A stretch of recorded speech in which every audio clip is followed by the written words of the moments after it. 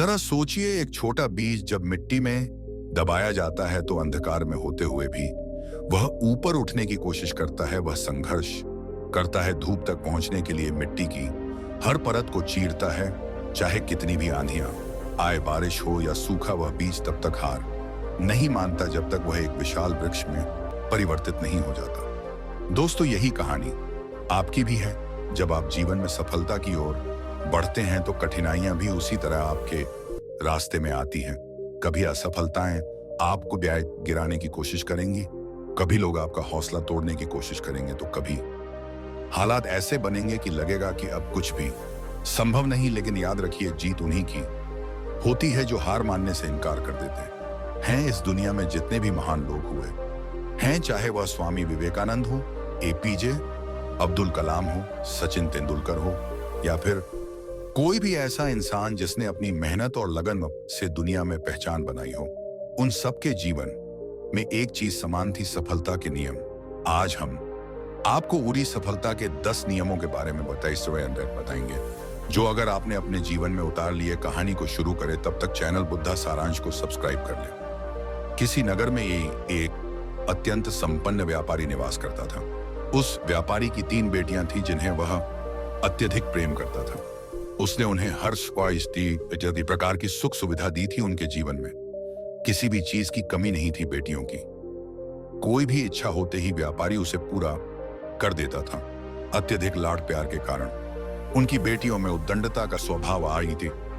यह कहा गया है कि माता पिता का अत्यधिक लाड प्यार अक्सर संतान को बिगाड़ देता है। आवश्यकता से अधिक दुलार में पली बड़ी संतान में नैतिकता की कमी होती है और संस्कारों के अभाव में वे सदाचार के मार्ग से भटक जाते हैं। व्यापारी की तीनों बेटियां देखने में अत्यंत सुंदर थी, लेकिन स्वभाव और कर्म से वे विपरीत थीं। अत्यधिक लाड़ प्यार के चलते वे अपनी मनमानी करने लगी। उन्हें यह विश्वास था कि उनका पिता उन्हें कभी डांटे नहीं। जब वे बड़ी हुई तो पिता ने उन्हें नैतिकता और संस्कारों का पाठ पढ़ाने की कोशिश की, लेकिन बेटियों ने इसे गंभीरता से नहीं दिया। यह कहा जाता है कि सिखाने और समझाने की एक निश्चित आयु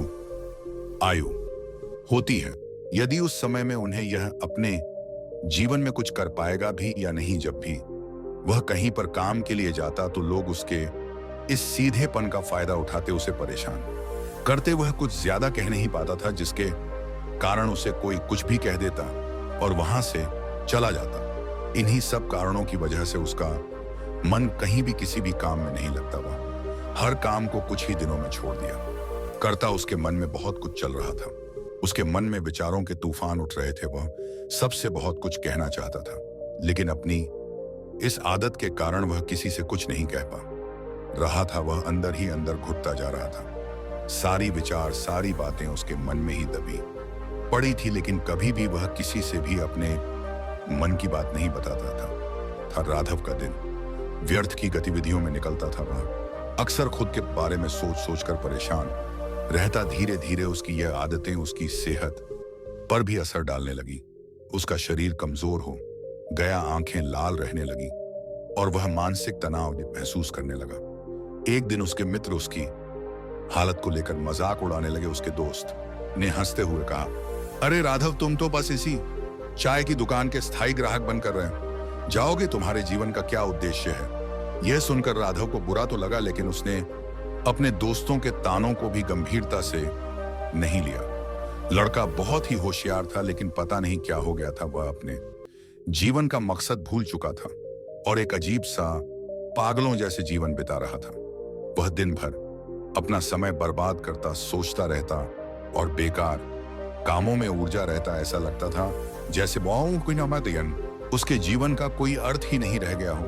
राघव एक होनहार नौजवान था, पर पिछले कुछ महीनों से वह एक अजीब सी लापरवाही का शिकार हो गया था। ना उसे कोई काम की चिंता थी, ना ही खाने की कई गंदी उसने अपना ली थी, और अपनी जिंदगी में कुछ भी विशेष करने की बजाय दूसरों के मामलों में ही उलझ रहता था। दिन का ज्यादातर समय वह अपने घर पर ही बिताया करता। वह करना तो बहुत कुछ चाहता था, पर बस पूरे दिन सोचता ही रहता। राघव के माता पिता, दोस्त और उसके परिवार के बड़े बूढ़े कई बार उसे समझाने की कोशिश करते। एक बार उसके पिता ने कहा कि राघव खुद पर ध्यान दे, दूसरों की जिंदगी में ताका झांकी करना छोड़, जो लोग मेहनत कर रहे हैं उनके पास खुद की जिंदगी संवार का समय नहीं है, लेकिन उनकी बेटियों को इसकी कोई परवाह नहीं थी। सेठ ने भी कर्ज लिया, लेकिन बेटियों के खर्चों में कोई कमी नहीं आई। इस दौरान माता लक्ष्मी ने भगवान से कहा, हे प्रभु, इन कन्याओं के अनुचित आचरण के कारण मैंने 4 घरों से विदा ली है, लेकिन इनका स्वभाव अभी भी नहीं बदला। यह जिस घर में जाती हैं वहां दरिद्रता फैल जाती है। सेठ को इस बात का आभास भी नहीं है कि इनकी हरकतों के कारण यह गरीबी आई है। कृपया इन्हें सच्चाई का बोध कराए। भगवान का साधु के रूप में आगमन। भगवान साधु का रूप धारण कर सेठ के घर पहुंचे। दरवाजे पर खड़े होकर साधु ने भिक्षा मांगी। तीनों बेटियों ने साधु को देखा, लेकिन उन्हें भिक्षा देने की बजाय वे चारपाई पर बैठकर बातें करती रहीं। थोड़ी देर बाद सेठ आया और साधु को देखकर उनका आदर पूर्वक स्वागत किया। सेठ ने साधु को अपनी कठिनाइयों के बारे में बताया। सेठ ने कहा, हे साधु महाराज, कुछ समय पहले मेरी आर्थिक स्थिति बहुत अच्छी थी, लाखों का व्यापार होता था, लेकिन अब सब बर्बाद हो गया है। मेरी बेटियों के ससुराल वाले भी गरीब हो गए हैं, उनकी सारी संपत्ति बिक चूकी है। मुझे समझ उसका पैर फसन दिया और वह ढलान से नड़प तेलम में भी गहरी चोट आई। राघव कराहते हुए वहीं जमीन पर बैठ गया। तभी उसने देखा कि सामने से एक महात्मा गुरु उसकी तरफ आ रहे थे। वे एक महात्मा थे जो जंग में एकांतवास करते थे। महात्मा ने उसकी हालत देखी और उसे सहारा देकर उठाया। उन्होंने बड़े ही प्यार से उसकी चोट को देखा और कहा, बेटा, यह चोट तुम्हें कुछ सिखाने के लिए है, क्या तुम जानना चाहोगे? राघव ने बड़ी कठिनाई से सिर हिलाया। उसकी आंखों में पश्चाताप और आशंका के मिश्रित भाव थे। महात्मा ने मुस्कुराते हुए उसे वहां पास के एक पेड़ के नीचे बैठाया और बोले, तुम्हारी जिंदगी में क्या चल रहा है, यह समझने के लिए मैं तुम्हारी हालत देखकर ही बहुत कुछ समझ सकता हूं, लेकिन मैं चाहता हूं तुम खुद बताओ, क्या तू सच में अपने जीवन से खुश हो? राघव ने अपना सिर झुका लिया और तभी वह महात्मा उस लड़के से कहते हैं, बेटा, क्या बात है? आखिर तुम यहां पर क्या कर रहे हो और तुम अपने इस जीवन को क्यों समाप्त करना चाहते हो? यह अनमोल जीवन बहुत कम लोगों को नसीब होता है और तुम्हें यह जीवन व्यर्थ लगता है। इस पर वह लड़का कहता है, नहीं नहीं, कुछ नहीं, मैं तो बस यहां से जा रहा था, तभी किसी चीज के टकराने से मेरा पैर फिसल गया और मैं यहां जा गया। तभी वह महात्मा उस लड़के से कहता, बेटा, मैं जानता हूं कि तुम यहां पर क्या करने आए थे, तुम मुझसे कुछ नहीं छुपा सकते, लेकिन मैं चाहता हूं कि तुम अपनी समस्या मुझसे खुद बताओ, तभी मैं उसका समाधान तुम्हें बता पाऊंगा। यदि तुम चाहते हो कि कोई तुम्हारी मदद करे तो उसके लिए पहले तुम्हें ही आगे बढ़ना होगा। यदि तुम चाहते हो कि मैं तुम्हारी समस्या का समाधान करूं तो तुम्हें मुझे अपनी समस्या बतानी होगी, वरना मैं कुछ नहीं कर सकूंगा। उन महात्मा की यह बात सुनकर वह लड़का अपने दिल की बात कहने लगा। उसने अपनी आदतें ने, अपनी लापरवाही और अपने अंदर की बेचैनी सब कुछ बताया। महात्मा ने बड़ी गंभीरता से उसकी बातें सुनी। फिर उन्होंने कहा, बेटा, इस जंगल में आने का तुम्हारा मकसद आज पूरा हो गया है। तुम्हें जो चाहिए था वह आज मैं तुम्हें दे सकता हूं, और याद रखना, असली बदलाव तब आएगा जब तुम खुद पर ध्यान देना शुरू करोगे।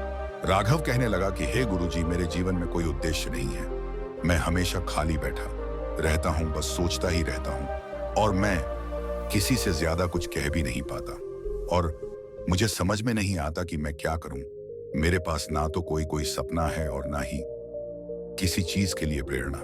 महात्मा ने कुछ देर तक राघव को ध्यान से देखा और फिर गहरी आवाज में बोले, पुत्र, खाली बैठना सबसे बड़ा अभिशाप है। तुम्हारा मन और शरीर दोनों ईश्वर की दी हुई अमूल्य देन है। महात्मा ने राघव को जमीन पर पड़ी एक सूखी लकड़ी उठा कर दी, जिसका बाहरी हिस्सा थोड़ा सड़ा हुआ और उबड़ खाबड़ था। लकड़ी पर धूल और गंदगी जमी थी और उसकी छाल जड़ रही थी। महात्मा ने लकड़ी को धव के हाथ में रखते हुए कहा, देखो बेटा, यह लकड़ी यूं ही जंगल में पड़ी रही तो इसे ना कोई काम आएगा, ना इसे कोई महत्व देगा। इसका इस्तेमाल करने वाला कोई नहीं होगा, क्योंकि यह अभी किसी के काम की नहीं है। राघव ने हैरानी से उस लकड़ी को देखा जो बिल्कुल साधारण और फालतू लग रही थी। उसने सोचा कि आखिर महात्मा उसे यह लकड़ी क्यों दिखा रहे हैं और इसका उसकी जिंदगी से क्या संबंध हो सकता है।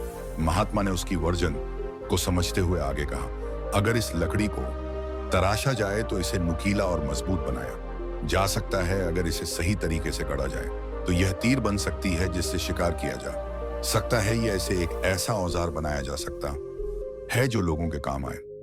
महात्मा ने उस लकड़ी के टुकड़े पर अपनी उंगलियों से घुमाते हुए समझाया, यह लकड़ी अभी सिर्फ जंदर का एक टुकड़ा है। इसे देखकर कोई भी इसे फेंक सकता है क्योंकि यह बेमतलब, बेकार और बिना किसी आकार की है। लेकिन जब इसे कोई कारीगर अपने हाथों से तराश होता है तो यह एक नई पहचान पाती है। इसके ऊबड़ खाबड़ किनारों को काटकर उसे नुकीला और सटीक आकार देने के बाद यह किसी भी चीज को चीरने या काटने में सक्षम हो जाती है। तब यह केवल एक बेकार लकड़ी का टुकड़ा नहीं रह जाती, बल्कि एक उपयोगी औजार बन जाती है जिसे लोग महत्व से लेते हैं। राघव इस बात को ध्यान से सुन रहा था और अब उसे धीरे धीरे समझ में आने लगा कि महात्मा उसकी जिंदगी की तुलना इस लकड़ी से क्यों कर रहे थे। महात्मा ने देखा कि राघव के चेहरे पर अब गंभीरता के भाव आए रहे हैं। फिर उन्होंने अपनी बात को और गहराई से समझाने के लिए कहा, ठीक इसी तरह तुम्हारी जिंदगी भी इस बेढब लकड़ी की तरह है। तुम में काबिलियत है, तुम्हारे पास बुद्धि है, तुम्हारे पास बुद्ध हो, लेकिन सिर्फ बाहरी तौर पर तुम्हारा जीवन अधूरा और असब हुआ है। तुम खुद पर ध्यान नहीं देते, ना ही अपने समय और सामर्थ्य को सही दिशा में लगाते हो। इसीलिए जैसे यह लकड़ी बेकार पड़ी थी वैसे ही तुम्हारी जिंदगी भी मकसद हो गई है। महात्मा की बातों का असर अजीब पर गहरा पड़ने लगा। उसे महसूस हुआ कि जैसे यह लकड़ी बिना आकार के सिर्फ एक जंगल का ही बनी रहती है, वैसे ही उसकी जिंदगी भी बिना किसी दिशा के बह रही थी। महात्मा ने कहा, यदि तुम इन्हें व्यर्थ में बर्बाद करोगे तो यह जीवन भी बर्बाद हो जाएगा। मैं तुम्हें सफलता के 10 नियम बताता हूं। यदि तुम इन्हें अपनाओगे तो तुम्हारा जीवन बदल सकता है। राघव ने अपना सिर झुकाया और महात्मा की बातों को ध्यान से सुनने के लिए तैयार हो गया। पहला नियम, एक सपनों को लक्ष्य में बदलो। महात्मा ने कहा, हर व्यक्ति के मन में कोई सपना होता है, परंतु केवल सपने देखना ही पर्याप्त नहीं है। जो अपने सपनों को लक्ष्य में बदलते हैं वही सफलता प्राप्त करते हैं। सबसे पहले यह तय करो कि तुम्हें अपने जीवन में क्या पाना है। यदि तुम यह नहीं जानोगे तो तुम्हारा जीवन बिना दिशा के एक भटके हुए जहाज की तरह होगा। यह सुनकर राघव ने सोचा कि उसने अपने जीवन में कभी कोई लक्ष्य निर्धारित नहीं किया था। उसका मन पहली बार अपने जीवन की दिशा के बारे में सोचने पर मजबूर हुआ। दूसरा नियम, समय का सही उपयोग करो। महात्मा ने आगे कहा, बनते संसार में समय सबसे मूल्यवान चीज है। यदि तुम समय को बर्बाद कर हो तो यह कभी लौट कर नहीं आता। जो व्यक्ति समय की कदर नहीं करता उसे जीवन में सफलता नहीं मिलती। हर क्षण को एक अवसर की तरह देखो और उसका सदुपयोग करो। एक सही दिन वही है जिसमें तुमने कुछ नया सीखा हो या कोई ऐसा कार्य किया हो जो तुम्हारे लक्ष्य के करीब ले जाए। महात्मा ने एक छोटी सी कहानी सुनाई। प्राचीन समय में एक राजा था जो बहुत आसी था। उसके राज्य का हाल बुरा था क्योंकि वह हमेशा सोचता रहता कि वह कल से काम करेगा। एक दिन पड़ोसी राजा ने उस पर हमला किया और उसका राज्य शत्रुओं ने छीन लिया। तब उसे एहसास हुआ कि उसका आलस्य और समय की बर्बादी ही उसके हार का कारण है। तीसरा नियम, ध्यान और एकाग्रता को अपनाओ। ध्यानवत साधन है जो तुम्हारे विचलित मन को एकाग्र करता है। यदि तुम प्रतिदिन ध्यान करोगे तो तुम्हारा मन शांत होगा और तुम्हारी एकाग्रता बढ़ेगी। महात्मा ने एक बोधक घटना सुनाई। किसी समय एक युवा साधक अपने ध्यान में बहुत परेशानी महसूस करता था। उसका मन भटकता था और उसे कभी शांति नहीं मिलती थी। फिर उसके गुरु ने उसे पेड़ की जड़ों को देखने का निर्देश दिया। साधक ने देखा कि जड़ें जमीन में गहराई तक फैली है और मजबूत है।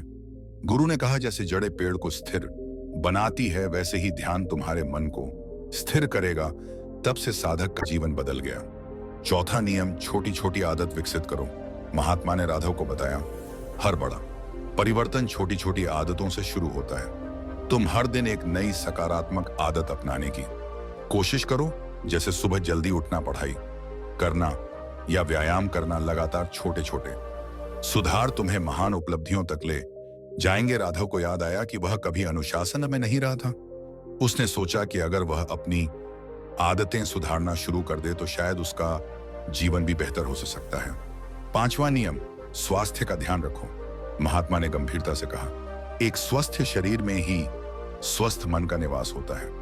यदि तुम अपने शरीर का ध्यान नहीं रखोगे तो तुम्हें सफलता प्राप्त करने में कठिनाई होगी। तुम व्यायाम करो, पौष्टिक आहार लो और अपनी दिनचर्या में संतुलन बनाए रखो। स्वास्थ्य ही सबसे बड़ी पूंजी है। राघव ने यह सुनकर सोचा कि वह कितना कमजोर हो गया था। उसने फैसला किया कि वह अपने शरीर को मजबूत बनाने के लिए हर दिन व्यायाम करेगा। नियम नंबर 6, सकारात्मक सोच रखो।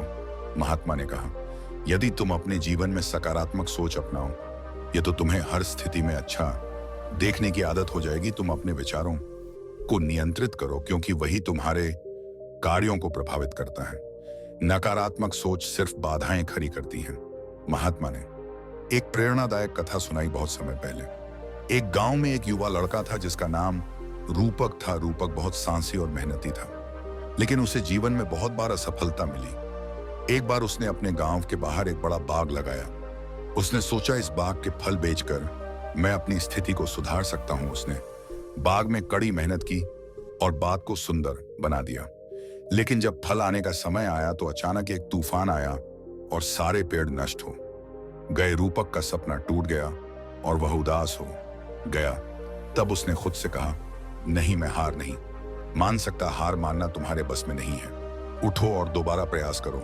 याद रखो, जो असफल होने के बाद भी खड़ा होता है वही असली योद्धा होता है।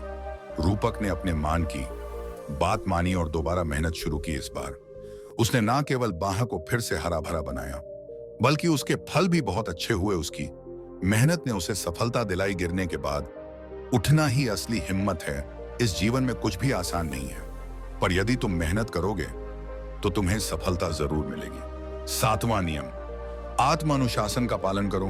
आत्म अनुशासन के बिना तुम किसी भी लक्ष्य को प्राप्त नहीं कर सकते। महात्मा ने कहा, खुद को अनुशासित करना सीखो।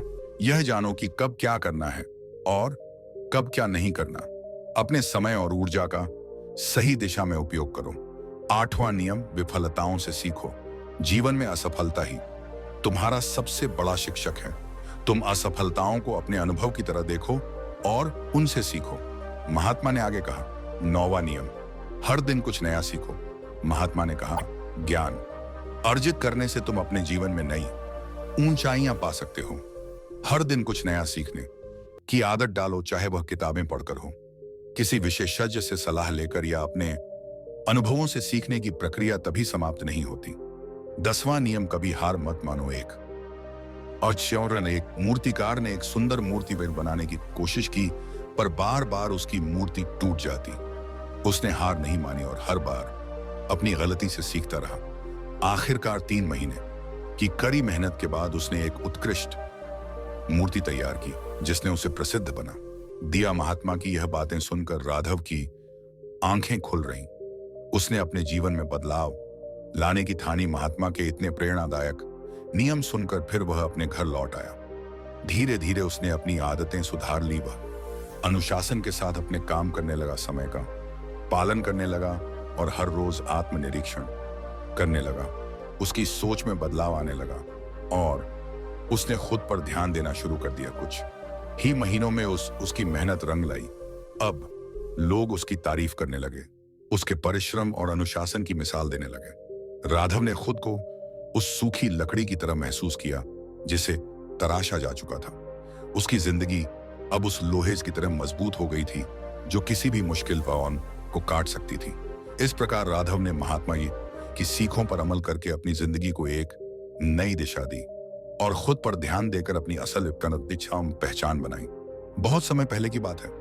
मदद राज्य में एक घना वन था जहां जंगली जानवरों और का भय हमेशा बना रहता था। लेकिन उसी वन के पास एक छोटा सा गांव था जहां एक युवक रहता था। नाम था अर्जुन। अर्जुन को अपनी ताकत और साहस पर बहुत गर्व था। वह निडर था, हमेशा चुनौतियों को स्वीकार करता और किसी भी भय से नहीं डरता था। एक दिन गांव में चर्चा थी कि पास के जंगल में एक खतरनाक डाकू गिरोह सक्रिय हो गया है जो यात्रियों को लूट रहा है। गांव के लोग इतने भयभीत थे कि उन्होंने जंगल से होकर यात्रा करना ही बंद कर दिया।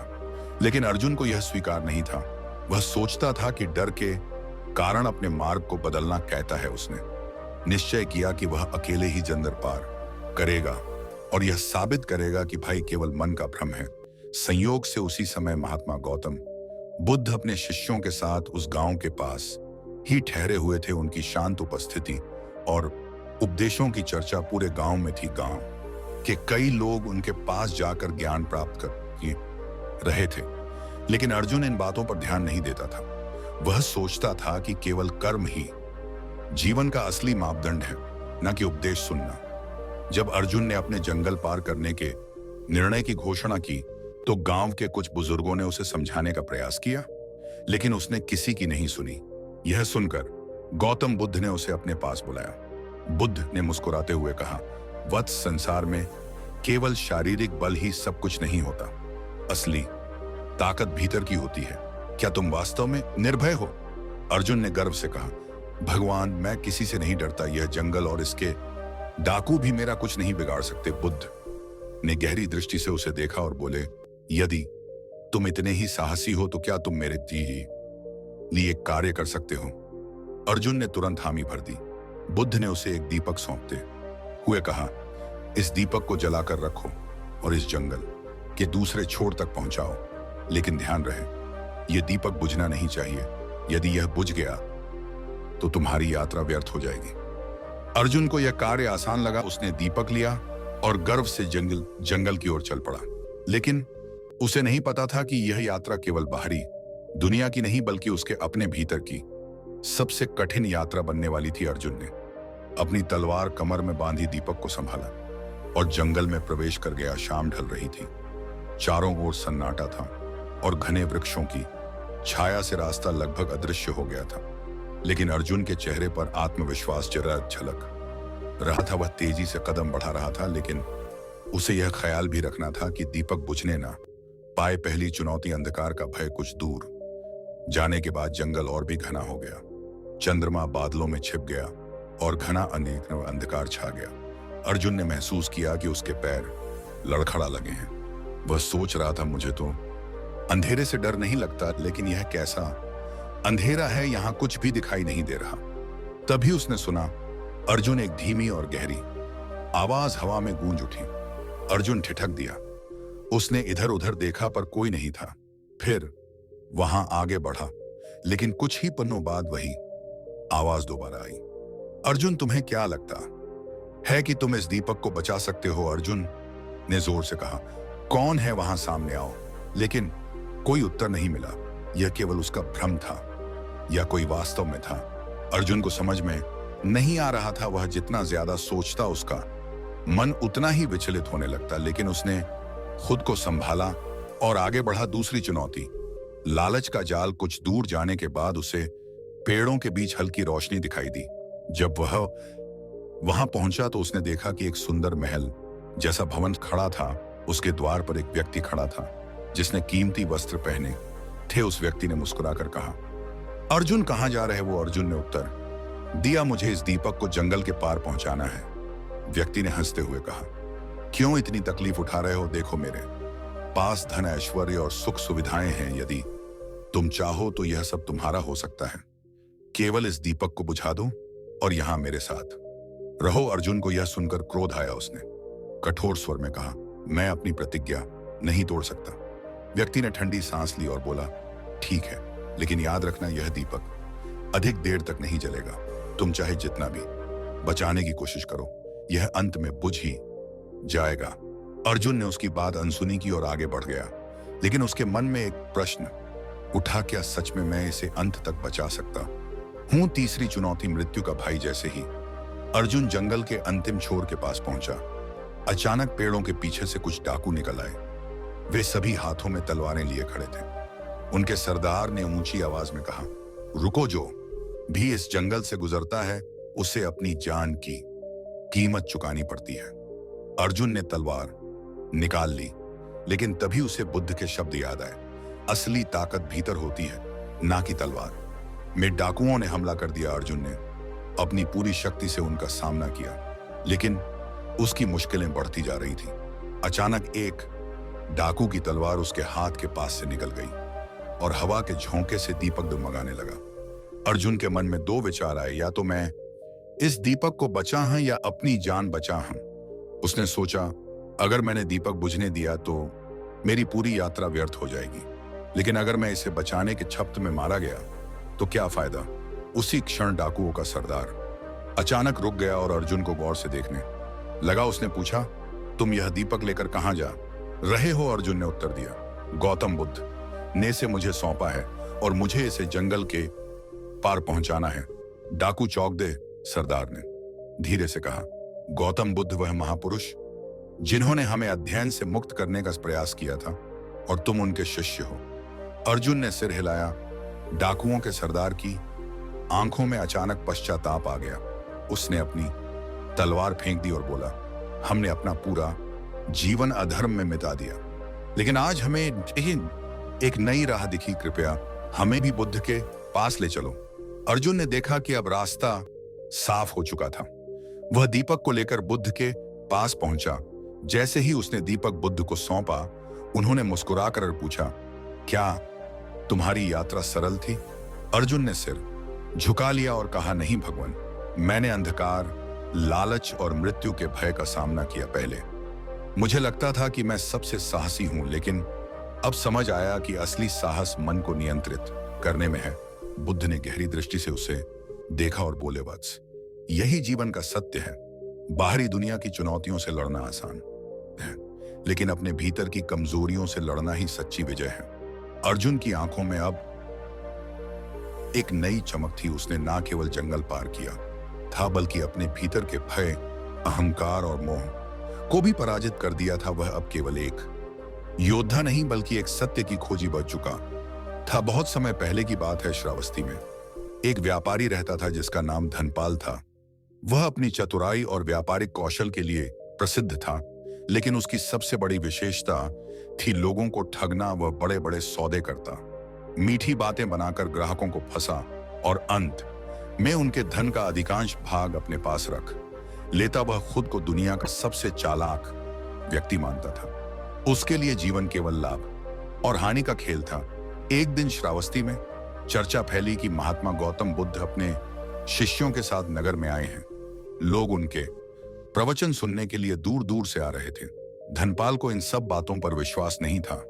वह सोचता था, कोई व्यक्ति केवल बातों से लोगों को कैसे बदल सकता है? यह सब तो बस शब्दों का खेल है। यदि मैं दुनिया के सबसे चतुर लोगों को ठर सकता हूं, तो बुद्ध को ठर भी असंभव नहीं होगा। उसने अपने मित्रों से कहा, अगर बुद्ध सच में ज्ञानी है तो मैं उन्हें भी अपनी चालाकी से मात दूंगा। देखता हूं कि वे कैसे मेरा सामना करते हैं। पाल ने एक योजना बनाई। वह अपने पुराने ठगी के तरीकों में से सबसे प्रभावी चाल अपनाने जा रहा था, झूठे दान का खेल। उसने अपने कुछ नौकरों को बुलाया और कहा, आज से मैं एक परोपकारी दान आता बनूंगा। हम बुद्ध के पास जाएंगे और उन्हें भारी मात्रा में दान देने का वचन देंगे, लेकिन अंत में हम उन्हें कुछ नहीं देंगे। मैं देखना चाहता हूं कि वे इस पर कैसे प्रतिक्रिया देते हैं। नौकरों ने सहमति में सिर हिलाया। अगले दिन धनपाल सुंदर रेशमी वस्त्र पहनकर, भारी आभूषणों से सुसज्जित होकर और अपने नौकरों को साथ लेकर बुद्ध के प्रवचन स्थल पर पहुंचा। लोग आश्चर्यचकित थे कि श्रावस्ती का सबसे लालची व्यापारी अचानक बुद्ध से मिलने क्यों आया है। जैसे ही धनपाल बुद्ध के पास पहुंचा, उसने श्रद्धा का दिखावा करते हुए हाथ जोड़ लिए और बहुत मीठे शब्दों में बोला, भगवान, मैंने सुना है कि आप सबको सच्चाई और धर्म का मार्ग दिखाते हैं। मैं भी अब सत्य और धर्म के मार्ग पर चलना चाहता हूं, इसलिए मैं आपके संत को 100 अशरफिया दान देने का संकल्प लेता हूं। लोगों में खलबली गई। वे फुसफुसाना लगे, क्या धनपाल सच में बदल गया है? बुद्ध शांत मुद्रा में उसे देखते रहे। उन्होंने मुस्कुरा कर कहा, यह तो बहुत महान कार्य है वत्स। यदि तुम्हारा हृदय सच में दान देने के लिए तैयार है तो यह संसार के लिए एक उत्तम उदाहरण बनेगा। धनपाल ने सिर झुकाया और बोला, जी भगवान, मैं आज ही दान दूंगा। कृपया मेरे निवास पर आकर इसे स्वीकार करें। बुद्ध ने सहमति में सिर हिलाया। अगले दिन बुद्ध अपने कुछ शिष्यों के साथ धनपाल के भव्य महल में पहुंचे। महल की दीवारें सोने और चांदी से जड़ी हुई थीं। सेवक चारों ओर व्यस्त थे। लेकिन धनपाल के चेहरे पर एक रहस्यमयी मुस्कान थे। धनपाल ने बुद्ध को ऊंचे सिंहासन पर बैठने का आग्रह किया और बोला, भगवान दान देने से पहले मैं आपसे एक प्रश्न पूछना चाहता हूं। बुद्ध ने सिर हिलाया। पूछो वत्स, धनपाल ने मुस्कुराते हुए कहा। क्या एक झूठा व्यक्ति भी बुद्धत्व प्राप्त कर सकता है? बुद्ध ने शांत स्वर में उत्तर दिया, यदि वह अपने झूठ को पहचान कर सच्चाई का मार्ग अपनाए तो अवश्य। धनपाल ने आर्य कहा, और यदि कोई व्यक्ति अपनी बुद्धिमत्ता का उपयोग दूसरों को ठहरने के लिए करे तो क्या वह भी मोक्ष प्राप्त कर सकता है? बुद्ध ने उसकी आंखों में देखते हुए उत्तर दिया, जो व्यक्ति अपनी बुद्धिमत्ता का उपयोग केवल छल के लिए करता है वह अंततः अपने ही भ्रम में फंस जाता है। धनपाल हंस पड़ा और बोला, तो फिर यदि मैं अपने वचन पर ना टिकूं तो क्या मुझे कोई दंड मिलेगा? बुद्ध ने मुस्कुराकर कहा, दल बाहर से नहीं भीतर से मिलेगा। जो व्यक्ति अपने ही शब्दों का सम्मान नहीं करता वह स्वयं को कभी सम्मान नहीं दे सकता, और जो स्वयं का सम्मान खो देता है वह संसार में सबसे अधिक हानि उठाता है। चुप हो गया। फिर उसने हंसते हुए कहा, भगवान मुझे क्षमा करें, लेकिन मैं आपको दान नहीं दे सकता। मैंने तो केवल आपको जांचने के लिए यह खेल खेला था। बुद्ध ने कोई आश्चर्य प्रकट नहीं किया। उन्होंने बस इतना कहा, वत्स, यह तो केवल समय बताएगा कि आज का खेल किसके पक्ष में था, तुम्हारे या सत्य के। धनपाल को यह उत्तर अजीब लगा, लेकिन उसने इसे गंभीरता से नहीं दिया। वह सोच रहा था कि उसने बुद्ध को मूर्ख बना दिया, लेकिन उसे यह एहसास नहीं था कि वह स्वयं किसी गहरे खेल में फंसने वाला है। धनपाल ने बुद्ध को ठगने की अपनी योजना सफल माननी थी। वह सोच रहा था कि उसने बुद्ध जैसे महापुरुष को भी मूर्ख बना दिया, लेकिन उसे यह एहसास नहीं था कि असली खेल तो अब शुरू होने वाला था। जब बुद्ध और उनके शिष्य महल से लौटने लगे तो बुद्ध के प्रिय शिष्य आनंद ने पूछा, भगवान, धनपाल आपके साथ छल किया और झूठ बोला, लेकिन आपने इसी को प्रतिरोध नहीं दिया, क्यों? बुद्ध मुस्कुराए और बोले, बदस, जो व्यक्ति छल करता है वह सबसे पहले स्वयं को ही थकता है। सत्य का प्रभाव देर से सही लेकिन निश्चित रूप से प्रकट होता है। धनपाल शीघ्र ही इसका अनुभव करेगा। यह सुनकर आनंद चुप हो गए, लेकिन धनपाल के जीवन में क्या घटने वाला था यह कोई नहीं जानता था। धनपाल का अहंकार बढ़ता है। अगले कुछ दिनों तक धनपाल अपनी चालाकी पर गर्व करता रहा। उसने नदर में प्रचार किया कि उसने स्वयं बुद्ध को मूर्ख बना दिया। उसके मित्र भी हंसते हुए कहते, तुम सच में सबसे चालाक व्यक्ति हो धनपाल, यहां तक कि बुद्ध भी तुम्हारी चतुराई के सामने हार गए। यह सुनकर धनपाल का अहंकार और बढ़ गया। अब उसे लगता था कि संसार में कोई भी उसे हरा नहीं सकता। लेकिन फिर एक दिन उसके जीवन में एक बड़ा मोड़ आया। नया व्यापारी श्रावस्ती में आता है। एक दिन श्रावस्ती में एक नया व्यापारी आया। उसका नाम कुशल सेन था। वह दूर देश से व्यापार करने आया था और उसके पास बेशकीमती वस्त्र, रत्न और मूल्यवान धातुएं थीं। धनपाल ने सोचा, यह एक अच्छा अवसर है। यदि मैं इसे अपने व्यापारिक चातुर्य से हरा दूं तो मैं श्रावस्ती का सबसे धनी व्यक्ति बन जाऊंगा। कुशल सेन ने नगर में घोषणा की कि वह व्यापारिक सौदे करने को तैयार है। धनपाल तुरंत उसके पास पहुंचा और बोला, मैं तुम्हारे सारे रत्न खरीदने के लिए तैयार हूं, बताओ कितनी कीमत लोगे? कुशल सेन मुस्कुराया और बोला, यदि तुम ईमानदारी से सौदा करोगे तो मैं उचित मूल्य पर तुम्हें यह सभी रत्न दे सकता हूं। लेकिन ध्यान रहे, व्यापार केवल धन का नहीं, विश्वास का भी होता है। धनपाल ने मन में हंसते हुए सोचा, यह तो सीधा साधा व्यक्ति लगता है, इसे ठगना बहुत आसान होगा। धनपाल ने कुशल सेन को विश्वास में लिया और उसे अपने महल में बुलाया। उसने दिखावे के लिए उसे बहुत सम्मान दिया और कहा, मुझे तुम्हारे रत्न बहुत पसंद आए, मैं इन्हें अवश्य खरीदूंगा, लेकिन मेरे पास अभी पूरा धन नहीं है। कुछ दिन इंतजार करो, मैं तुम्हें पूरा मूल्य दूंगा। कुशल सेन ने कुछ देर सोचा और फिर सहमति जताई। उसने धनपाल पर विश्वास करके अपने सारे रत्न उसे सौंप दिए। लेकिन जैसे ही कुशल सेन ने सौदा पूरा किया, धनपाल का असली स्वरूप सामने आ गया। उसने कहा, अब यह रत्न मेरे हैं और जहां तक धन की बात है, मैं तुम्हें कुछ भी नहीं दूंगा। कुशल सेन हैरान रह गया। उसने कहा, लेकिन तुमने वचन दिया था। धनपाल हंसते हुए बोला, वचन मेरे लिए वचन का कोई मूल्य नहीं। तुमने स्वयं कहा था कि व्यापार विश्वास का होता है और तुमने मुझ पर विश्वास किया। अब यह तुम्हारी गलती थी। घर में यह खबर फैल रही कि धनपाल ने कुशल सेन को ठग लिया। कुछ लोग चपत थे, लेकिन कुछ ने सोचा कि यह उसकी पुरानी आदत थी। कुशल सेन बहुत आहत हुआ।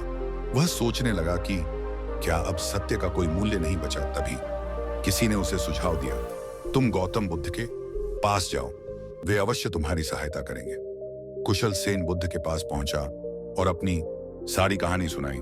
बुद्ध ने उसकी बातें ध्यानपूर्वक सुनी और फिर केवल एक वाक्य कहा, वत्स, चिंता मत करो, सत्य स्वयं को प्रकट करेगा। कुशल सेन को बुद्ध के उत्तर से पूरी तरह समझ नहीं आया, लेकिन उसने धैर्य रखा। जिस दिन धनपाल ने कुशल सेन को ठेक दी, उसी रात से उसके जीवन में विचित्र घटनाएं घटने लगी। सबसे पहले उसके व्यापारिक साझेदारों ने उसके साथ सौदे करने से मना कर दिया। फिर उसके गोदाम में आग लग गई और उसकी बहुमूल्य संपत्ति जलकर नष्ट हो गई। एक के बाद एक उसके नौकर उसे छोड़ने लगे, क्योंकि अब कोई भी उस पर विश्वास नहीं करता था। धनपाल अब हताश होने लगा। आखिरकार जब धनपाल पूरी तरह टूट चुका था तो वह बुद्ध के पास पहुंचा। वह घुटनों के बल गिर पड़ा और रोते हुए बोला, भगवान, मैंने जीवन भर दूसरों को ठहरा, लेकिन अब मुझे एहसास हुआ कि असली ठगी मैंने अपने ही साथ की थी।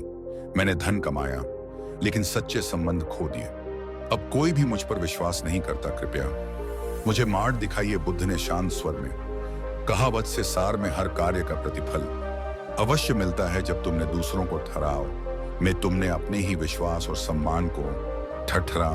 अब यदि तुम सच में प्रायश्चित करना चाहते हो तो कुशल सेन को उसका धन लौटा और ईमानदारी से जीवन जियो।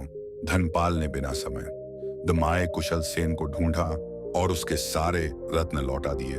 फिर उसने अपने जीवन को बदलने का निश्चय किया। धीरे धीरे धनपाल का व्यापार दोबारा बढ़ा, लेकिन इस बार वह सच्चाई और ईमानदारी के मार्ग पर चला। शिक्षा इस कथा से यह शिक्षा मिलती है कि कोई कितना भी चतुर क्यों ना हो, यदि वह छली कपट से काम करता है तो अंत में वह स्वयं ही उसमें फंस जाता है।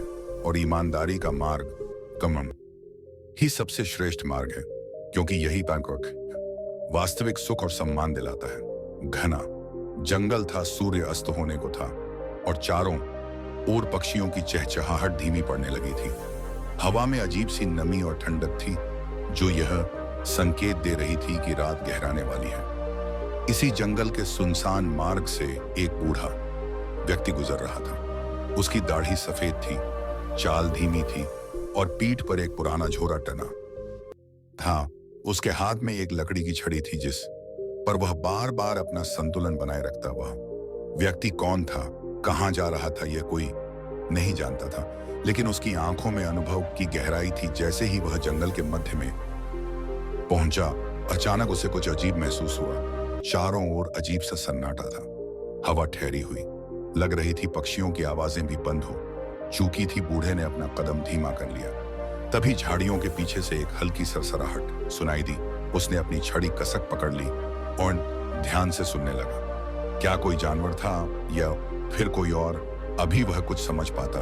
तभी अचानक झाड़ियों से 3 नकाबपोश व्यक्ति बाहर निकले। उनके हाथों में धारदार छुरियां थीं।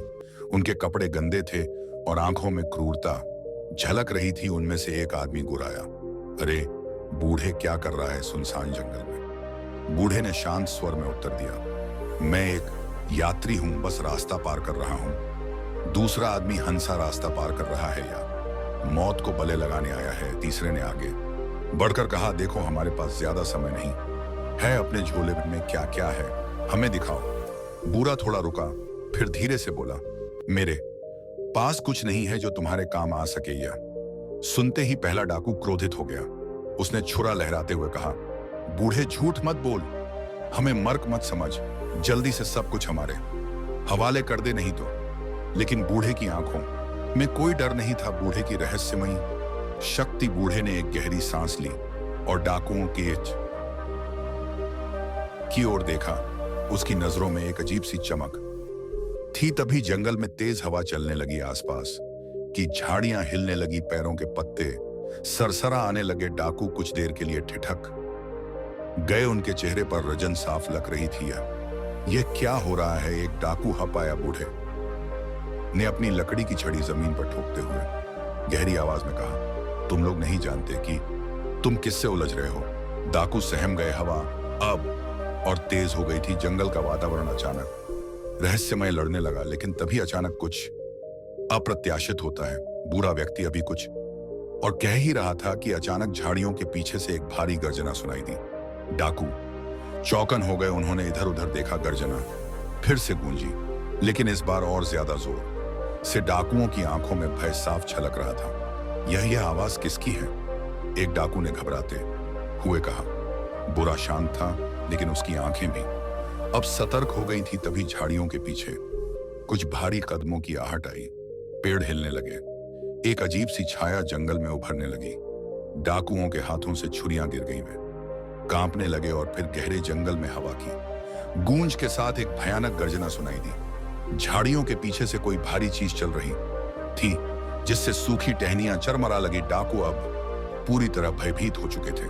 पहला डाकू घबराकर पीछे हटा। यह क्या हो सकता है? दूसरा डाकू तेजी से फुसफुसाया, क्या यह कोई शेर है या कोई दानव? बुरा व्यक्ति अब भी शांत था। उसकी आंखें घने अंधकार में कुछ खोज रही थी। फिर वह धीमी आवाज में, बुरा, तुम लोग इस जंगल के बारे में कितना जानते हो? डाकुओं ने कोई जवाब नहीं दिया।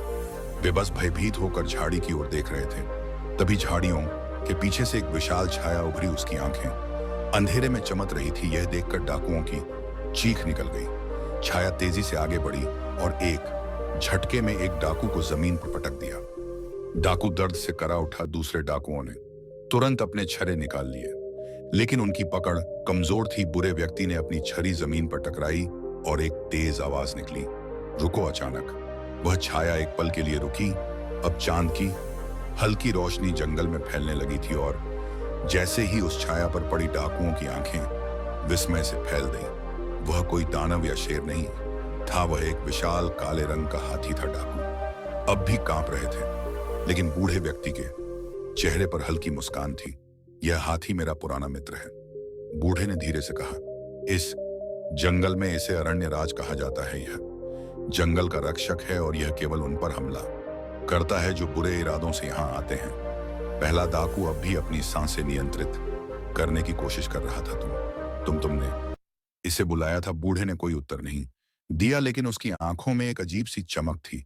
अब बुरा व्यक्ति डाकुओं की ओर मुड़ा और गंभीर स्वर में बोला, तुम लोगों ने इस जंगल में अनगिनत यात्रियों को लूटा होगा, लेकिन आज तुम्हारी परीक्षा का समय आ गया है। हाथी ने जोर से अपनी सूंड हिलाई, जिससे जंगल में धूल उड़ने लगी। तीसरा डाकू कांपते हुए बोला, कब? कृपया हमें जाने दो, हम अब कभी किसी को नहीं लूटेंगे। बूढ़े व्यक्ति ने गहरी सांस ली और कहा, यदि तुम सच में बदलना चाहते हो तो तुम्हें अपनी नीयत साबित करनी होगी। डाकू ने घबराकर एक दूसरे को देखा, लेकिन तभी जंगल के और अंदर से एक और आवाज आई, बचाओ, कोई है? यह एक युवा पुरुष की आवाज थी। बूढ़ा व्यक्ति तुरंत सतर्क हो गया। उसने हाथी की ओर देखा और हाथी ने अपनी सूंड से हवा में इशारा किया, जैसे कुछ खतरा महसूस कर रहा हो। डाकू अब भी डर से जमे हुए थे, लेकिन बूढ़े व्यक्ति ने उनकी ओर देखा और कहा, यदि तुम सच में पश्चाताप करना चाहते हो तो आओ, मेरी मदद करो। हो सकता है कि कोई बड़ी मुसीबत ना हो। डाकू एक दूसरे को देखने लगे। यह उनके लिए जीवन का सबसे कठिन निर्णय था। क्या वे अपने पुराने पापों को छोड़कर एक नया रास्ता चुनेंगे? जंगल की गहराई में किसी की डरी हुई आवाज गूंज रही थी, बचाओ, कोई है? बुरा व्यक्ति तुरंत सतर्क हो गया। उसके चेहरे पर चिंता की लकीरें उभर आईं। हाथी ने अपनी सूंड हवा में उठाई, जैसे किसी खतरे की गंध सूंघ रहा हो। डाकू अभी भी असमंजस में थे। उनके मन में भय था, लेकिन बूढ़े व्यक्ति की रहस्यमयी उपस्थिति और विशाल हाथी की शक्ति ने उन्हें झकझोर दिया था। बूढ़े ने रस्वर में कहा, अब यह तुम्हारे ऊपर है, तुम चाहो तो भाग सकते हो, लेकिन यदि तुम अपने पापों का प्रायश्चित करना चाहते हो तो आओ, मेरी मदद करो। तीनों डाकुओं ने एक दूसरे को देखा। कुछ क्षणों की चुप्पी के बाद पहला डाकू धीरे से बोला, हम तुम्हारी मदद करेंगे। बूढ़े ने सिर हिलाया और सभी जंगल की गहराइयों में उस आवाज की दिशा में बढ़ने लगे। जंगल के अंदर घनी झाड़ियों के बीच एक युवक पेड़ के नीचे गिरा हुआ था। उसकी कमीज फटी हुई थी, चेहरा पसीने से भीगा था और उसकी टांग पर गहरा घाव था। कृपया मुझे बचाइए, युवक ने कमजोर आवाज में कहा। बूढ़ा व्यक्ति झुका और उसकी टांग की जांच करने लगा। घाव गहरा था लेकिन प्राणघात नहीं। तुम यहां कैसे फंसे, बूढ़े ने पूछा। युवक ने हंसते हुए कहा, मैं पास के गांव से आया हूं, मेरा नाम अर्जुन है। मैं लकड़ियां इकट्ठा करने आया था लेकिन अचानक कुछ भेड़िए मेरे पीछे पड़ गए। मैं भागते भागते गिर पड़ा और मेरी टांग में चोट लग गई। डाकू घबराकर इधर उधर देखने लगे। दूसरा डाकू धीरे से फुसफुसाया, अदर भेड़िए अब भी आसपास हुए तो बूढ़े ने आंखें बंद की, फिर हाथी की ओर देखा। हाथी ने जमीन पर जोर से पैर पटका और अपनी सूंड हवा में उठाई। फिर वह अचानक एक दिशा में देखने लगा। बूढ़े ने गंभीर स्वर में कहा, हमें जल्दी करनी होगी, भेड़ी अभी भी आसपास है। डाकुओं ने युवक को उठाने की कोशिश की लेकिन वह दर्द से चीख पड़ा। बूढ़े ने तुरंत अपनी झोर से कुछ औषधीय पत्तियां निकाली और युवक की घाव पर बांध दी। यह दर्द कम करेगा, अब हमें सावधानी से चलना होगा। डाकुओं ने युवक को सहा दिया और सभी जंगल से बाहर निकलने के लिए तेजी वश से बढ़ने लगे। लेकिन तभी भेड़ियों का हमला, चारों ओर से भेड़ियों की गुर्राहट गूंजने लगी। झाड़ियों में हलचल हुई और एक के बाद एक 5 भेड़िए अंधेरे से बाहर आ गए। उनकी आंखें लाल चमक रही थीं और वे भूख से बेचैन लग रहे थे। डाकुओं की थपकर गई पहला डाकू। बुदबुदा आया, हम फंस गए, दूसरा डाकू चिल्लाया। बूढ़े अब क्या करें? बुरा व्यक्ति शांत था। उसने हाथी की ओर देखा और धीरे से कहा, राज अब तो तुम्हारा समय आ गया है। हाथी ने जोर से चिंगार मारी जिससे पूरा जंगल गूंज उठा। भेड़िए कुछ क्षण के लिए ठिठक गए लेकिन फिर वे हमला करने के लिए आगे बढ़े। पहला भेड़िया चलान लगाकर युवक की ओर बढ़ा लेकिन तभी हाथी ने अपने सूर से initially had a different tone and storyline and went through several revisions and changes and directors before the story we know and love began to text shape this kind and Rana. Development is common in animation and often takes years to refine a story and get just right. They will focus on Rapunzel earning for freedom and her complex relationship with Guffle proved to be a winning combination. The magic of the visuals, a blend of styles and innovation. Tangle is noble for its unique visual style with blend traditional hand-drawn animation with compute-generated imagery. Geez, this wasn't just a technical exercise. It was a boss's deliberate artistic choice. The hand-drawn elements give the film a worth and expressive tactic on classic Disney animation method. The CG allow for more complex and dynamic visuals, particularly in the depiction of Russell hair in the scene. The expensive and the seamless integration onto styles. ये हम समझ गए कि लूटपाट से केवल अंधकार मिलता है, हमें यह जीवन छोड़ना होगा। गांव वालों ने उन्हें माफ कर दिया और उन्हें एक नया जीवन जीने का अवसर दिया। अंत में बूढ़ व्यक्ति मुस्कुराया। वह हाथी के पास गया, उसके के सिर पर हाथ फेरा और धीरे से बोला, अरण्यराज, तुमने फिर से जंदर की रक्षा की, अब मैं आगे बढ़ता हूं। फिर वह धीरे धीरे जंदन के मार्ग पर चला गया और उसकी छवि रखते धीरे धीरे अंधकार में विलीन हो गई। शिक्षा, भय का सामना धैर्य और साहस से करना चाहिए। सच्चा प्रायश्चित मन से किया जाए तो कोई भी व्यक्ति बदल सकता है। प्रकृति का सम्मान करने वालों को उसका साथ मिलता है। सावन का महीना था। घने जंगल के बीच एक आश्रम बना हुआ था जहां गौतम बुद्ध अपने शिष्यों के साथ ठहरे हुए थे। उनकी शांत वाणी, गहरी दृष्टि और दिव्य ऑरा के कारण दूर दूर से लोग उनके दर्शन के लिए आते थे। उसी वन के पास एक कुख्यात चोर रहता था जिसका नाम काली था। काली न केवल एक चालाक चोर था बल्कि क्रूर भी था। उसने कई गांवों को लूटा था और अपनी तेज बुद्धि से हमेशा पकड़े जाने से बच जाता था। एक दिन काली को खबर मिली कि गौतम बुद्ध के आश्रम में अमीर व्यापारी और राजा भी आते हैं और वे सोने चांदी के आभूषण और बहुमूल्य वस्तुएं भेंट स्वरूप लाते हैं। यह एक सुनहरा मौका है, काली ने सोचा। यदि मैं बुद्ध के आश्रम को लूट लूं तो मैं इतना धन कमा लूंगा कि मुझे फिर कभी चोरी नहीं करनी पड़ेगी। काली ने अपनी योजना बनाई। उसने सोचा कि रात के अंधेरे में आश्रम में प्रवेश करेगा, बुद्ध और उनके शिष्यों को चुपचाप लूटकर भाग जाएगा। जैसे ही रात घनी हुई पूरा आश्रम शांत हो गया। चंद्रमा बादलों के पीछे छिप गया और हल्की हवा बहने लगी। काली एक काले कपड़े में खुद को लपेटकर दबे पांव आश्रम की ओर बढ़ा। वह इतनी सफाई से चलता था कि सूखी पत्तियां भी आवाज नहीं करती। बस कुछ ही क्षणों में मैं अपना काम पूरा कर लूंगा, उसने मन ही मन सोचा। लेकिन जैसे ही वह आश्रम के द्वार के पास पहुंचा, उसने एक अजीब बात महसूस की। काली ने देखा कि आश्रम के शिमीश्रों के दरवाजे खुले थे। कोई भी पहरेदार नहीं था, कोई ताला नहीं था, कोई बाधा नहीं थी। इतनी बड़ी भूल काली सोचने लगा, बुद्ध जैसे प्रसिद्ध व्यक्ति के आश्रम में इतनी लापरवाही। उसने धीरे से अंदर कदम रखा। आश्रम के भीतर एक दिव्य शांति थी। कुछ शिष्य ध्यान में लीन थे, कुछ सो रहे थे। लेकिन सबसे चौंकाने वाली बात यह थी कि गौतम बुद्ध अकेले कक्ष में बैठे थे और ध्यान कर रहे थे। काली ने मन ही मन सोचा, वाह, यह तो और भी आसान हो गया। वह धीरे धीरे बुद्ध के पास पहुंचा और चारों ओर नजर घुमाई। वहां कुछ कीमती वस्तुएं रखी थी जो भेंट में आई थी। काली ने जैसे ही पहली वस्तु उठाई, बुद्ध ने अपनी आंखें खट ली। उनकी दृष्टि सीधी काली दी से मिली। काली कुछ क्षण के लिए स्तब्ध रहे गया। बुद्ध की आंखों में कोई डर नहीं था, कोई क्रोध नहीं था, सिर्फ एक अद्भुत शांति थी। बुद्ध मुस्कुराए और शांत स्वर में बोले, स्वागत है मित्र, क्या तुम कुछ ढूंढ रहे हो? काली के हाथ कांपने लगे। उसने ऐसी प्रतिक्रिया की कभी कल्पना नहीं की थी, लेकिन वह जल्दी ही संभला और कठोर स्वर में बोला, मैं तुम्हारा आश्रम लटने आया हूं, मेरे रास्ते में मत आओ। बुद्ध अब भी मुस्कुरा रहे थे। उन्होंने कोई विरोध नहीं किया, कोई भय नहीं दिखाया।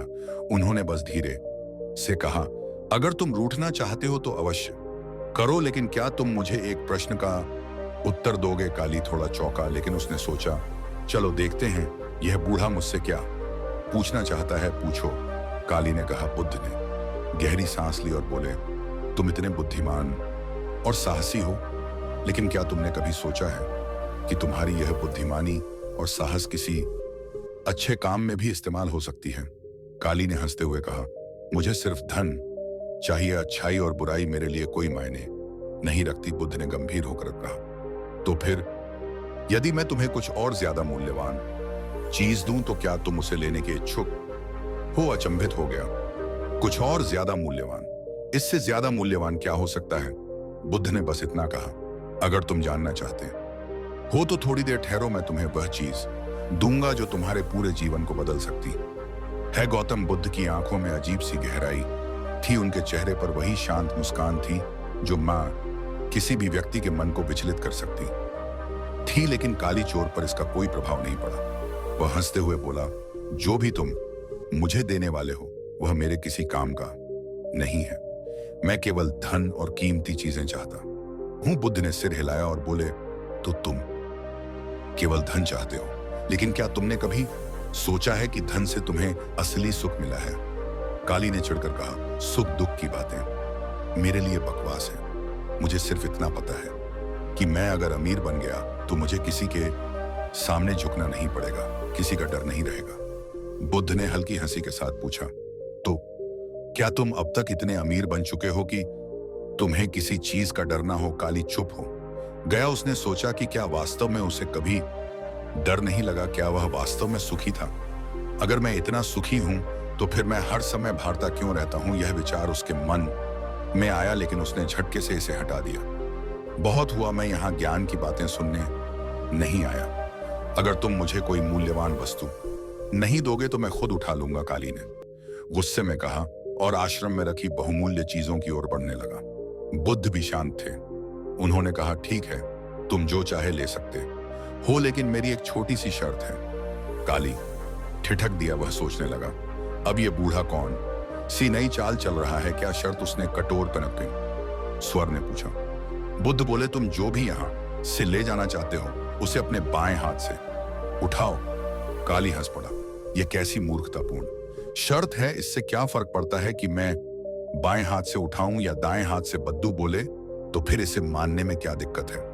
काली ने सोचा, यह कोई मुश्किल शर्त नहीं है, मैं आसानी से सब कुछ बाएं हाथ से उठा सकता हूं। काली ने अपने बाएं हाथ से सोने का एक बड़ा कटोरा उठाने की कोशिश की, लेकिन जैसे ही उसने उसे उठाया, कटोरा उसके हाथ से छूटकर जमीन पर गिर गया। उसने झुंझलाकर फिर से प्रयास किया, लेकिन हर बार जैसे ही वह कोई वस्तु बाएं हाथ से उठाने की कोशिश करता, वह उसके हाथ से छूट जाती। यह देखकर आश्रम के कुछ शिष्य भी जाग गए और आश्चर्य से देखने लगे। काली के माथे पर पसीना आ गया। उसे समझ नहीं आ रहा था कि आखिर यह क्या हो रहा है। वह गुस्से में चिल्लाया, यह जादू है, तुमने मुझ पर कोई मंत्र फूका है। बुद्ध ने मुस्कुराते हुए कहा, नहीं, यह जादू नहीं है, यह तुम्हारी ही सोच का परिणाम है। काली ऊर्ष में था। उसने पूछा, क्या मतलब? बुद्ध बोले, तुम हमेशा अपने दाएं हाथ से चोरी करते हो, हत्या करते हो, लूटपाट करते हो।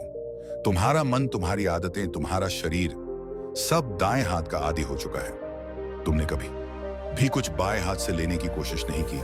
यही कारण है कि तुम्हारा मन इसे स्वीकार नहीं कर पा रहा। काली चौपता उसने कभी इस दृष्टिकोण से सोचा ही नहीं था। बुद्ध ने आगे कहा, यह वही स्थिति है जो तुम्हारे जीवन में हो रही है। तुम केवल चोरी करना जानते हो, इसीलिए ईमानदारी और सच्चाई से कुछ पाने की कोशिश भी नहीं करते। अगर तुम सच में अपने जीवन में सुख चाहते हो तो तुम्हें अपनी आदतें बदलनी होंगी। काली के मन में उथल पुथल मच गई। उसे लगा जैसे कोई भारी पत्थर उसके दिल पर रखा हो। वह हमेशा सोचता था कि चोरी करके वह अमीर बन जाएगा और उसे कोई फर्क नहीं पड़ेगा, लेकिन आज बुद्ध के इन शब्दों ने उसे हिला दिया था। क्या वह वास्तव में सुखी था? क्या वह सच में निडर था? तभी उसे याद आया कि बचपन में उसकी मां ने भी कुछ ऐसा ही कहा था, बेटा, जो चीज मेहनत से मिलती है वही असली होती है। जो बिना मेहनत के मिले वह ज्यादा दिनों तक टिकती नहीं। लेकिन अब तक उसने इन बातों को मजाक समझा था। अब वह दुविधा में था, क्या वह इस सत्य को स्वीकार करे या फिर अपनी पुरानी राह पर लौट जाए।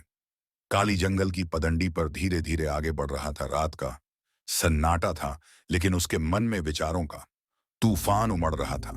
वह हमेशा से खुद को दुनिया का सबसे चालाक व्यक्ति मानता था, लेकिन आज पहली बार उसे ऐसा लग रहा था कि वह खुद से भी झूठ बोलता आया है। गौतम बुद्ध के शब्द उसके कानों में गूंज रहे थे। सवाल यह नहीं है कि मैं तुम्हें अपना आऊंगा या नहीं, सवाल यह है कि तुम खुद को कब अपनाओगे। दोनों कुछ घंटों की यात्रा के बाद काली अपने ठिकाने पर पहुंचा।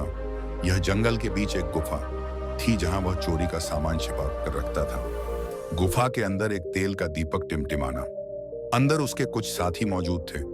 मदन, रघुवर, सोम, ये सभी कुख्यात चोर थे जो गांवों में बख्ता लूटपाट किया करते थे। जैसे ही उन्होंने काली को अंदर आते देखा, मदन ने पूछा, तो कैसा रहा? बड़ा हाथ, बुद्ध का आश्रम तो खाली कर दिया होगा। रघुहंसा, हाँ, हमने सुना था कि वहां राजा और आमिर व्यापारी चढ़ावा चढ़ाते हैं, खूब माल मिला होगा।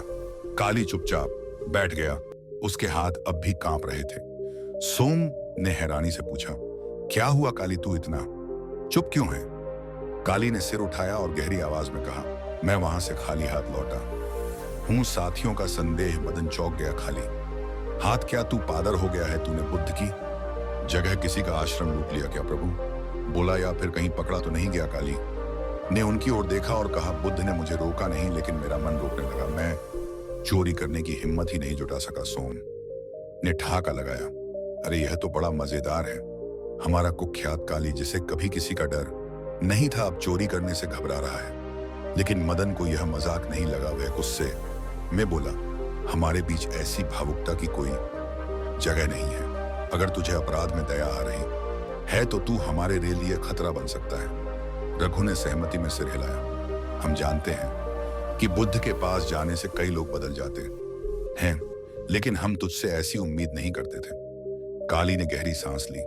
उसे एहसास हो गया था कि अगर वह यहां रुका तो उसके साथी उसे छोड़ेंगे नहीं। मदन ने खंजर निकालते हुए कहा, काली, अब तुझे फैसला करना होगा, या तो तू हमारे साथ चोरी जारी रख, या फिर काली को समझ में आ गया कि अब वह इस जीवन में नहीं रह सकता। उसने पहली बार खुद को आजाद महसूस किया। उसने धीरे से कहा, मैं यह रास्ता छोड़ता रहा हूं। मदन क्रोधित हो गया, तो इसका मतलब तू हमें धोखा दे रहा है? काली ने सिर हिलाया, मैं धोखा नहीं दे रहा, मैं खुद से सच्चाई स्वीकार कर रहा हूं। रघु और सोम आगे बढ़े, लेकिन काली पहले से तैयार था। उसने तेजी से एक लकड़ी का टुकड़ा उठाया और दीपक को बुझा दिया। गुफा में अंधेरा छा गया। इससे पहले कि कोई कुछ समझ पाता, काली तेजी से बाहर भाग निकला। काली अंधेरे जनर में भागता रहा। वह जानता था कि उसके साथी अब उसके दुश्मन बन चुके हैं। वह भागता भागता फिर उसी स्थान पर पहुंचा जहां बुद्ध का आश्रम था। सुबह का सूरज उगने वाला था। आश्रम में हलचल शुरू हो रही थी। काली दीवार के बाहर खड़ा रहा, तभी गौतम बुद्ध बाहर निकले। उनकी नजर काली पर पड़ी। वे मुस्कुराए और बोले, तो क्या तुमने अपने सवाल का जवाब ढूंढ लिया?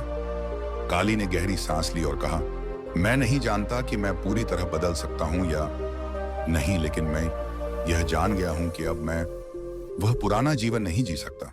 बुद्ध ने कहा, बदलाव धीरे धीरे होता है काली। पहला कदम सबसे कठिन होता है और तुमने वह उठा लिया है। काली ने सिर झुका दिया। उसने पहली बार शांति महसूस की।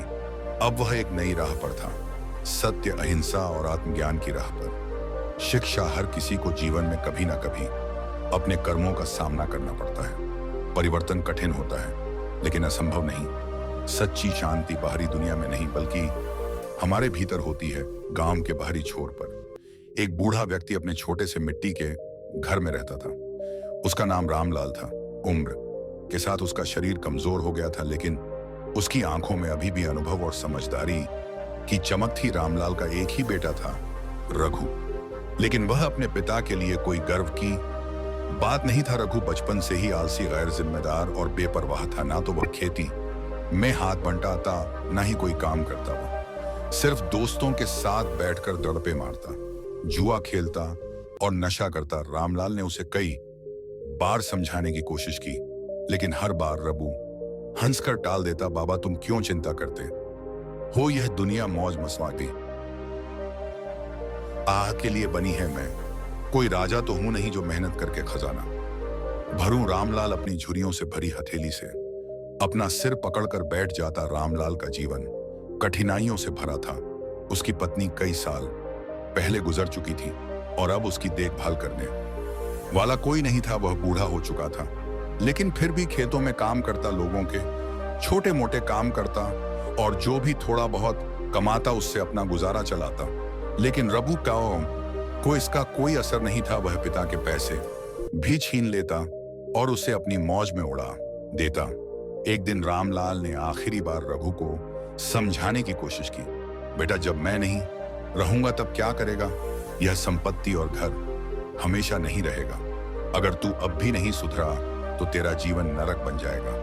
रघु झुंझला कर बोला, बस बाबा, हर समय ज्ञान मत दो, जब वक्त आएगा तब देख लूंगा। रामलाल चुप हो गया। वो जानता था कि अब शब्दों का कोई असर नहीं होगा। एक दिन गांव में भयानक आंधी तूफान आया। खेतों में खड़ी फसल नष्ट हो गई, कई घरों की छतें उड़ गई। रामलाल का घर भी तबाही से नहीं बच पाया। उसकी छोटी सी झोपड़ी की छत उड़ गई और अंदर रखा सारा अनाज भीग कर बर्बाद हो गया। अब खाने के लिए कुछ नहीं बचा था। रामलाल को समझ नहीं आ रहा था कि वह क्या करे। उसने रघु से कहा, बेटा, अब हमें मेहनत करनी होगी, तू कोई काम पकड़ ले ताकि घर चल सके। लेकिन रघु को इससे कोई फर्क नहीं पड़ा। उसने लापरवाही से कहा, बाबा, कुछ दिन इंतजार करो, गांव के लोग मदद करेंगे और फिर सब पहले जैसा हो जाएगा। रामलाल ने निराश होकर अपना सिर झुकाया दिया। उसे अब एहसास हो गया था कि यह लड़का कभी नहीं सुधरेगा। अगली सुबह रामलाल गांव के बाहर एक पेड़ के नीचे बैठा था। उसके मन में एक विचार आया, अगर रघु को जीवन की सच्चाई का एहसास नहीं कराया गया तो वह अतः पूरी तरह बर्बाद हो जाएगा। वह उठा और गांव उसके मुखिया के पास गया। मुझे रघु को सबक सिखाना होगा, वरना यह लड़का कभी जिम्मेदार नहीं बनेगा। मुखिया ने उसकी बात ध्यान से सुनी और मुस्कुराकर कहा, रामलाल, तुम्हारी चिंता जायज है, लेकिन इसका हल तुम्हें खुद ही निकालना होगा। रामलाल ने गहरी सांस ली और घर लौट आया। उस रात जब रघु गहरी नींद में था, रामलाल ने घर से निकलकर एक ऐसा कदम उठाया जिससे रघु की पूरी दुनिया बदलने वाली थी। उस रात चांदनी फीकी थी और हवा में अजीब सा सन्नाटा था। रामलाल अपने बेटे राहु को गहरी नींद में छोड़कर घर से निकल पड़ा। वह गांव के बाहर वाले रास्ते पर धीरे धीरे चलते हुए एक गहरी सोच में डूबा था। अगर आज इसे सबक नहीं सिखाया तो यह हमेशा नालायक ही बना रहेगा। रामलाल के मुखिया के पास पहुंचा और धीरे से कहा, मैं चाहता हूं कि मेरे बेटे को उसकी लापरवाही की कीमत समझ आए। क्या तुम मेरी मदद करोगे? मुखिया ने गहरी सांस ली और बोले, तुम जो करने जा रहे हो उसमें तुम्हें तकलीफ होगी, लेकिन शायद यही रघु को सही राह पर ला सके। अगली सुबह जब रघु ज्यादा तो उसे घर में एक अजीब सन्नाटा महसूस हुआ। वह उठकर इधर उधर देखने लगा, लेकिन रामलाल कहीं नहीं था। उसने सोचा शायद बाबा खेत पर गए होंगे, लेकिन जब वह गांव में गया और लोगों से पूछा तो हर कोई अजीब तरह से टाल मटोल करने लगा। फिर अचानक गांव के एक बुजुर्ग ने धीरे से कहा, बेटा तुम्हारे पिता तो गांव छोड़कर चले गए।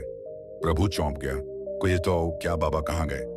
मुखिया ने गंभीर स्वर में कहा, रामलाल कर गए हैं कि अब वह वापस नहीं आएंगे। उन्होंने कहा कि जब तक उनका बेटा खुद अपने पैरों पर खड़ा नहीं होगा तब तक वे यहाँ नहीं लौटेंगे। रघु को यकीन नहीं हुआ उसके बाबा ने उसे छोड़ दिया। ये कैसे हो सकता है? पहले तो रघु ने इसे गंभीरता से नहीं दिया। उसने सोचा बाबा किसी रिश्तेदार के घर गए होंगे, कुछ दिन में लौट आएंगे।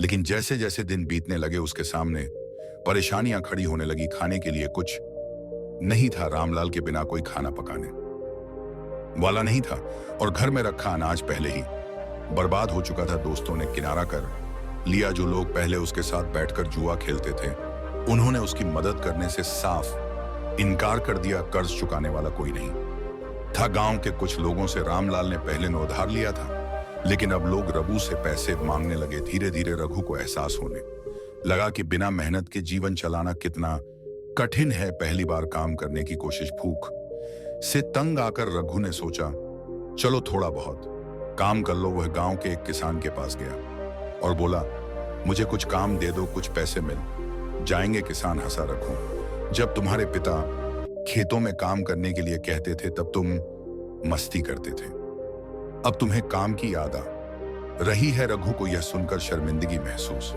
हुई, लेकिन अब उसके पास कोई और रास्ता नहीं था। उसने वहां काम मांगा और किसान ने कहा, अगर तुम सच में मेहनत करने को तैयार हो तो आ जाओ, लेकिन याद रखना यहां कोई रियायत नहीं मिलेगी। रघु ने पहली बार अपने हाथों से मेहनत की। गर्मी में हल चलाना, मिट्टी में फावड़ा चलाना, बहनों को खाना, यह सब उसके लिए बहुत मुश्किल था। पहले ही दिन उसके हाथों में छाले पड़ गए। शाम को जब उसे थोड़े पैसे मिले तो उसने सोचा बस इतने ही।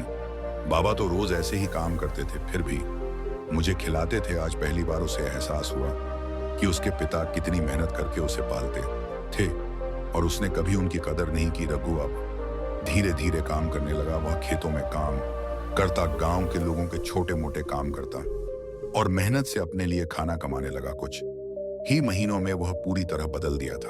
अब वह आलसी नहीं था, ना ही गैर जिम्मेदार, लेकिन उसके मन में एक ही सवाल था, क्या बाबा वापस आएंगे? आखिरी परीक्षा एक दिन गांव के मुखिया ने उसे बुलाया और कहा, रघु तुम्हारे पिता ने एक संदेश भिजवाया है। रघु की आंखें चमक उठी, क्या बाबा लौट रहे हैं? मुखिया ने सिर हिलाया, नहीं, लेकिन उन्होंने कहा है कि अगर तुमने वाकई सबक सीख लिया है तो तुम्हें एक आखिरी परीक्षा देनी होगी। रघु उत्सुकता से बोला, क्या परीक्षा? मुखिया मुस्कुराए और बोले, ये मैं नहीं बता सकता, तुम्हें खुद रास्ता ढूंढना होगा। रघु अब सोच में पड़ गया, आखिरी परीक्षा क्या हो सकती है? क्या यह मेरी मेहनत से जुड़ी है या बाबा मुझे खुद ढूंढने के लिए कह रहे हैं? रघु के मन में उथल पुथल मची थी। उसने मेहनत करना सीख लिया था, अपने पुराने बुरे दोस्तों से दूर हो गया था और अब ईमानदारी से कमा कर खा रहा था। लेकिन उसके पिता अब भी नहीं लौटे थे। गांव के मुखिया ने कहा था कि उसे आखिरी परीक्षा पास करनी होगी, लेकिन यह परीक्षा क्या थी? रघु ने सोचा, मैंने काम करना सीख लिया, अपना जीवन बदल लिया, लेकिन शायद यही परीक्षा नहीं थी। शायद मुझे खुद बाबा को ढूंढना होगा। उसने अपने पुराने आलसी स्वभाव को पूरी तरह त्याग दिया था। अब उसमें एक नई जिजीविश थी। उसने गांव के लोगों से पूछा, लेकिन कोई नहीं जानता था कि रामलाल कहां गया था। फिर उसने मुखिया से जाकर विनम्रता से पूछा, बाबा कहां गए हैं? क्या आप मुझे बता सकते हैं? मुखिया मुस्कुराए और बोले, बेटा अगर मैं यह बता दूं तो यह परीक्षा नहीं होगी, लेकिन मैं भी एक संकेत दे सकता हूं। वे वहां गए हैं जहां भूखे को भोजन, प्यासे को पानी और दुखी को सहारा मिलता है। रघु इस संकेत को सुनकर सोचने लगा, बाबा कहीं किसी मंदिर में गए होंगे या किसी संत के आश्रम में पिता की खोज में। रघु ने अपने सामान में बस एक झोला रखा जिसमें कुछ रोटियां और पानी था। फिर वह गांव से बाहर निकल पड़ा। उसने आसपास के गांवों में पूछताछ की, लेकिन कहीं कोई सुराग नहीं मिला। फिर एक दिन उसे एक बूढ़ा साधु मिला जो गांव के बाहर एक पेड़ के नीचे बैठा था। रघु ने उनके पास जाकर विनम्रता से पूछा, बाबा, क्या आपने एक वृद्ध व्यक्ति को यहां से गुजरते देखा है? उनका नाम रामलाल है। साधु ने उसकी ओर देखा और हल्के से मुस्कुराया। क्यों खोज रहे हो? उन्हें रघु ने सिर झुका दिया। क्योंकि मैंने वो कभी समझा ही नहीं। अब जब वे चले गए तो एहसास हुआ कि उनके बिना मेरा जीवन अधूरा है। साधु ने सिर हिलाया। अगर तेरा हृदय सच में बदल गया है तो तू उन्हें जरूर पाएगा। तो उस जगह जा जहां बेसहारा लोगों को सहारा मिलता है। रब साधु की बात समझ गया। उसने पास के शहर में स्थित एक आश्रम के बारे में सुना था जहां वृद्ध और असहाय लोगों को सहारा दिया जाता था। वह तुरंत वहां जाने के लिए निकल पड़ा। जब वह वहां पहुंचा तो उसने देखा रामलाल वहीं बैठे थे, एक पेड़ के नीचे शांति से ध्यान लगा रहे थे। रघु की आंखों में आंसू आ गए। उसने दौड़कर उनके पैर पकड़ लिए। बाबा, मुझे माफ कर दो, मैंने तुम्हें कभी समझा ही नहीं। मैं नालायक था, लेकिन अब मैं बदल दिया हूं। धर लौट चलो। रामलाल ने अपनी झोलीदार आंखें खोली और मुस्कुराए। बेटा, तू सच में बदल दिया है, इसका प्रमाण तेरा पश्चाताप है। प्रभु रोते हुए बोला, मैंने सबक सीख लिया है बाबा। अब मैं कभी आलसी नहीं बनूंगा, कभी गैर जिम्मेदार नहीं बनूंगा। रामलाल ने उसे गले लगा दिया और कहा, यही मेरी आखिरी परीक्षा थी। क्या तू सच में अपने पिता को खोजने निकलेगा? क्या तू केवल अपने लिए बदलेगा या अपने परिवार के लिए भी? रघु अब पूरी तरह बदल चुका था। वह अपने पिता को साथ लेकर गांव लौटा।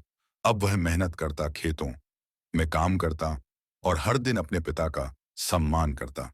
गांव के लोग भी यह देखकर हैरान थे कि जो रघु कभी सबसे बड़ा नालायक था, वही अब सबसे मेहनती और जिम्मेदार बेटा बन चुका था। रामलाल ने संतोष की सांस ली। उनकी तपस्या सफल हो चुकी थी। शिक्षा, माता पिता का महत्व तभी समझ आता है जब वे दूर चले जाते हैं। जीवन में मेहनत और जिम्मेदारी के बिना कुछ भी संभव नहीं। सही राह पर आने में समय लगता है, लेकिन सच्ची इच्छा से बदलाव लाया जा सकता है। दोस्तों, आपने आज के इस वीडियो से क्या सीखा वह मुझे आप कमेंट में बता सकते हैं और हमारा चैनल बुद्धा सारांश को सब्सक्राइब करें। धन्यवाद और नमो बुद्धाय।